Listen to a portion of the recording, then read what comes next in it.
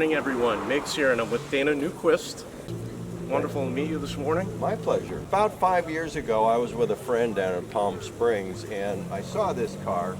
He had what he calls the Studebaker factory, Frank Wenzel, and I looked at this car and I said, "Hey, Frank, what's this doing here?" This is a Hupmobile. And he said, "Well," he said, "I just really like the car." I said, "But it doesn't fit." And so anyway, we got into a little fight as to what he would take to purchase the car, for me to purchase the car, and we finally came to a number. I bought it, and ever since I've been in the restoration of the car.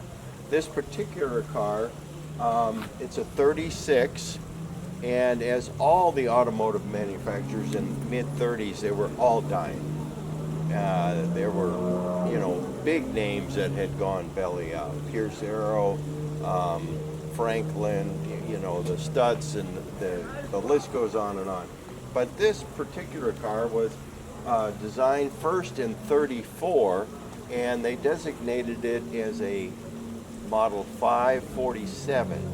And it changed a little bit in 35, and in 36, this particular model with the refinements was sent over to Sydney for the Sydney Auto Show, Hupmobile thinking they'd create a new market over in Australia.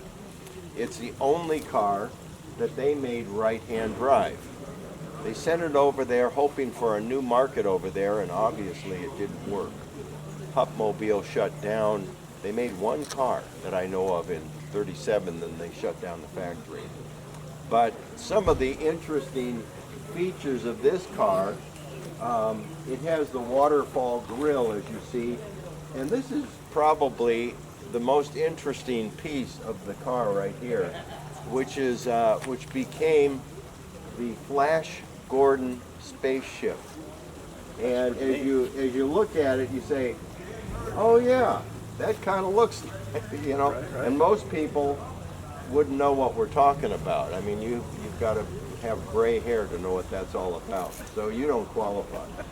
But anyway, it's very typical of that era. It's very deco, it's swoopy, and also on the side you'll see this is factory. These are flames coming out of the hood.